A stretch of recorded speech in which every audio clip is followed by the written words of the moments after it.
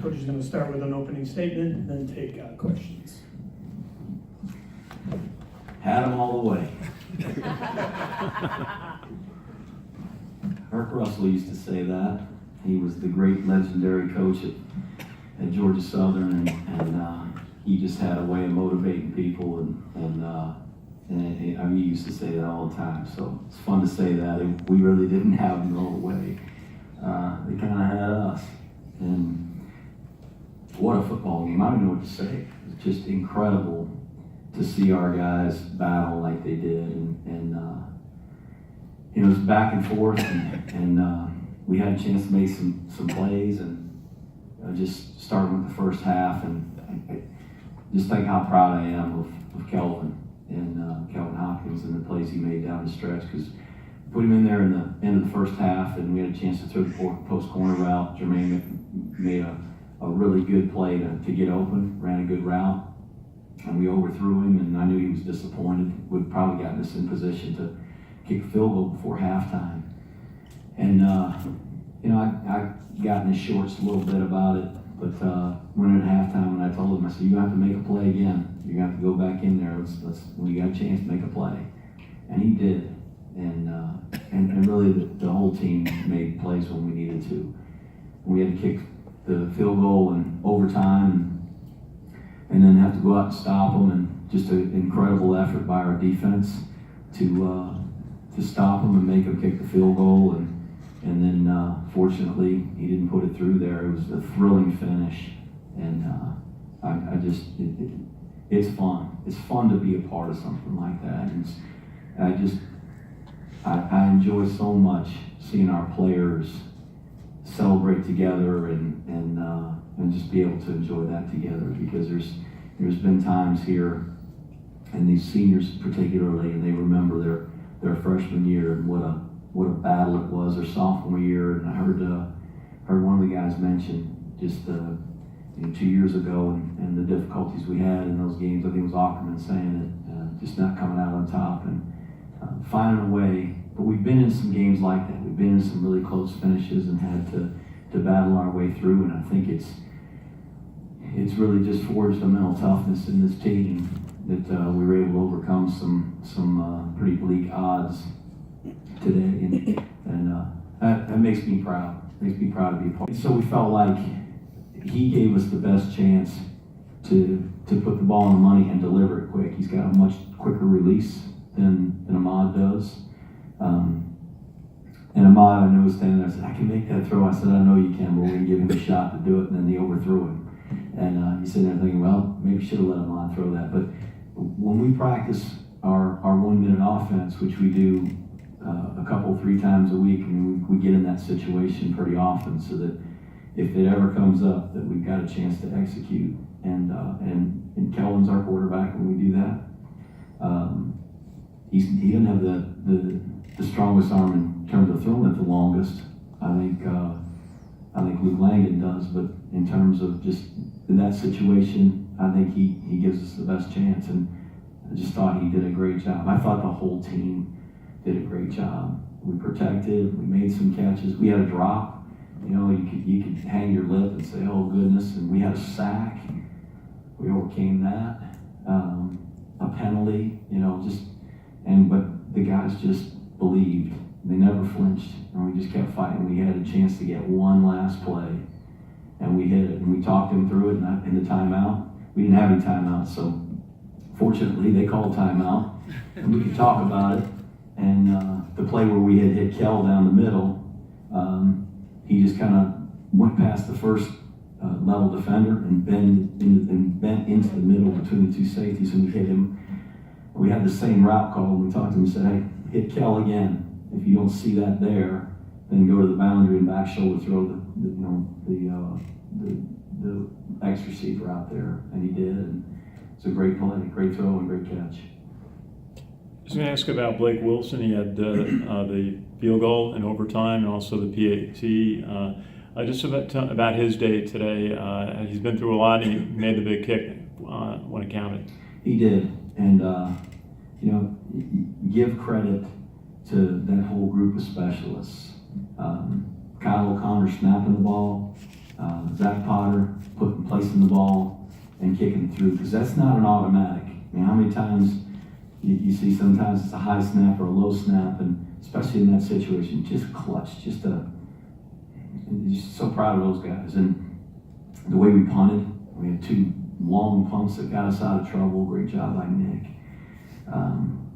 There were some great things in special teams, and there were some things like the last kickoff where we let them return it back to the 40. And we talked about the bounce return and coming back to the field, and we just got blocked, and they went down and scored on the drive, and that started the drive. That was disappointing, but I thought the specialists, those guys, really did a nice job. And Darnell Woolfolk came back with 3 touchdowns, and certainly that key 40-yard run in the third quarter made a big difference. How did he do, and how did the offensive line do opening holes today? Well, there were times where we were kind of ramming our head into and running the full. We were getting 2 yards, 1 yard, and it was putting us in 2nd and 8, and 2nd and 9, and 2nd and 7. And it's tough because we like to get 4 yards and have to be 2nd and 6. You feel a lot better. But he just is such a tough kid. He's a hammerhead B-back, and you give him the ball, and he finds a way to get positive yards. And he had that really nice run. He had a couple down the stretch that were good runs for us. To set up the field goal in overtime, he had a couple nice runs there. John, Coach, have you been through a game like this one in your time here at Arm with so many pieces of guys? I mean, you think of that punt block, it seems like it was a totally different game back then. It seems so long ago. Have you been like that through a game like this since you've been here? That was a big play by Cole Christensen to get that block punt. It might be the difference in the game.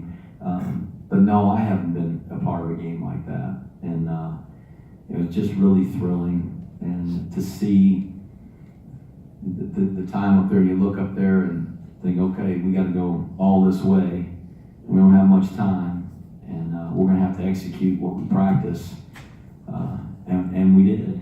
And it's fun. It's fun to see those things happen because it qualifies what we tell those guys and what we practice and the time that we spend on these things. I mean, we practice that 1 minute drill 2 or 3 times a week, and you rarely have to use it. But when you have to use it, you gotta have a play. You gotta have a play there, and we did it. We made the plays when we needed to. And I know going back to preseason camp, we talked, and I think I asked you, would you ever consider kind of spelling Kelvin and Ahmad? And at that point, it was so early, and Kelvin wasn't playing too much that you said, no, I don't think so. Obviously, that's changed throughout the season because we've seen him in there more in throwing situations. How much has he grown in these 6-7 weeks since the season started? And how much confidence do you guys have in him? He's really matured in this last year. And he spent a year at the prep school and then a year on the scout team last year. And when you're not the starting quarterback and you're on the scout team, and you can kind of just throw it wherever you want it, and you can try to knife it between 2 guys and hope to hit a receiver. And if you throw an interception, the defensive coach is over there clapping, so you don't get any trouble for it.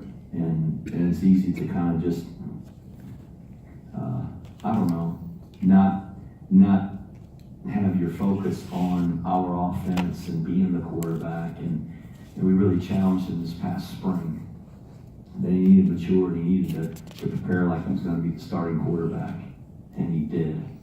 He won a lot of games as a high school quarterback. He was a tremendous player. Charlotte Independence High, and just he's grown up, and we do have a lot of faith in him in those situations. And Ahmad's our quarterback. And Kelvin's not there. He's not at that level yet. I hope he will be at some point. I think he's got the potential to get there.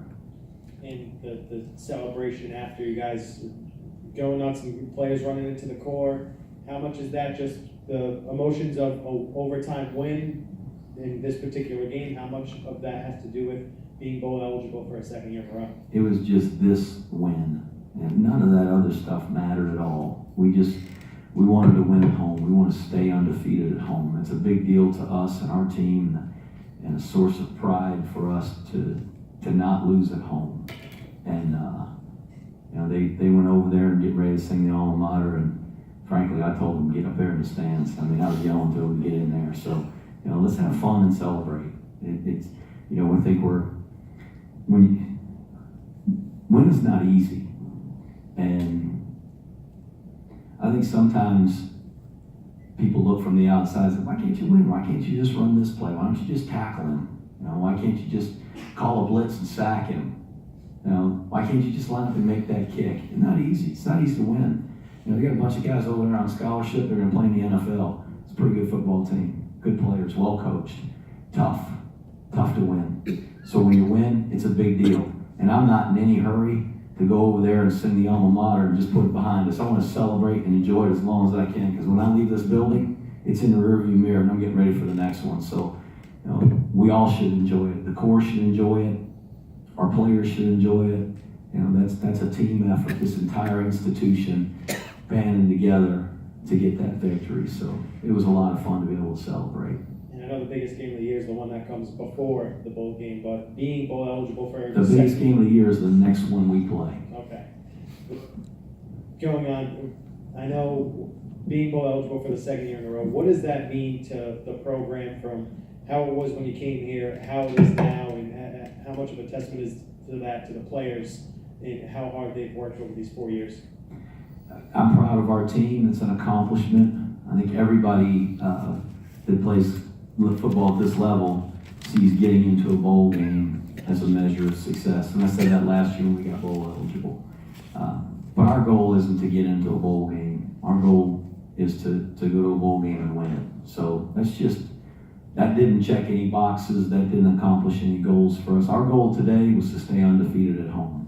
And that's what I'm happiest about. That we won the game today at home. We're 5-0 at home. Was still that goal that we have out there for us to accomplish. Hey, John. Coach, what did you see on that last kick that they missed? The officials doing this. That was about it. And we called timeout. He got a chance to kick the first one. I was thinking in my head after he kicked it and it went through. You hear announcers all the time. I'll be watching football after my kids go to bed, and I'll get some good Barbie dolls and Legos in until then. But when you see that happen, he said, well, the coach calls timeout too late. He gives them a practice kick. And I'm thinking, well, he hit that one. I guess he knows where he needs to strike the ball. But and sometimes too, we were going after the block in the middle, and that guy had to see some black jerseys kind of falling over the top and in the gaps, and maybe in the back of his mind he thought, I better get this thing up and get it through there quick, and he's a human being, just like we all day long, and my wife said, she goes, that kid, it was putting him right through the middle the whole day, and he kicked that long 52-yarder and knocked it through, and they had the penalty and had to back it up and punt. He knocked that thing. That was good from 62, and it was into a slight wind. So I don't know. I'm sure glad it went wide left. We might still be out there. I don't know if I could take it. Coach, when you came here, you wanted to build a tough team, and winning the last two back-to-back the way you guys have done it, are you guys there, the resilient, tough team that you want to see out there every week? Yeah, I don't think it took the last 2 weeks for me to feel like we had a tough team. I felt like we've had a tough team the last 3 years. I thought that year we went 2-10. I thought we had a tough football team, because when you're losing and you're coming within 2, 3, 4, 5 points, and then the next week you battle and you come between 2, 3, 4, 5 points, and the next week you're back again 2, 3, 4, 5 points, and you just keep battling back. You got a tough team. There's some toughness in those guys. We were young at that point, and last year we turned some of those close losses into victories, and I think all of that has contributed to the confidence that our team has to be able to win and to keep playing. Is there's now an expectation to win here, even if it's 6 seconds left on the final play? Yeah, I think our guys do. I think our guys believe that they're supposed to win, that they're going to win, and I do. There's nothing I ever compete in that I don't think I'm going to win or supposed to win. And Coach, just want to talk about the defense for a moment. James Nautical, 13 tackles. He had a big third down, a tackle for loss in the third quarter. How do you feel like he and the linebacker core, again, are maturing? James has really improved. He's improved tremendously from even the beginning of this year. He came in with very little experience. He was a special teams player, a third down guy, and he's found himself in a starting role in a different position than he's played since he's been here. This is the first year he's played inside linebacker, so we knew there'd be a learning curve, and he's probably a lot like Jeremy Timpf was when he was a sophomore. Jeremy got himself out of place sometimes and not in the right gap, and Jeremy was a good enough player that he run some things down even when he's in the wrong spot. James has done that some, but if you're going to be consistent about playing your position well, you got to fit it right, and he's done a better job with that as the season's gone along. I'm really proud of him. He's a tough, good football player. And just your team made the plays down the stretch this game they needed to make. Really at the last second, showed tremendous poise and maturity. Is that something you feel like has really been growing with this team? I do, but we've got a more veteran football team. The guys that were in there on those plays, and I think of the guys that were making some catches, and you got Jeffy Jackham, who's a senior, Jermaine Adams, who's a senior, John Trainer, who's a senior, Jordan Asbury is a junior, Kel Walker's only a sophomore, but he's played a lot of football. All those B-backs, Holt and Woolfolk and Davidson are all juniors. You've got the offensive line and the veteran group that they are, Holland, Toth, Houghton, Kurz, Boylan. Those are the guys that are in there. You got a quarterback that's played a lot of football, and he says, hey, here's the guy, I'm going to turn over the reins to you. Well, Kelvin goes trotting in there, and he's got, I'm really proud of Rick Kurz. He had a torn plantar fascia, which is on the bottom of your foot, and the bottom of his foot was the color of his hat on Sunday last week, and it's probably a darker purple now, not quite that dark, but the job that our training staff did, Bob Daplin and Tim Kelly and the folks down there got him ready. He played the whole game. That's our 8th game in the same starting offensive line for 8 games. So pretty proud of him and the job he did. Thanks.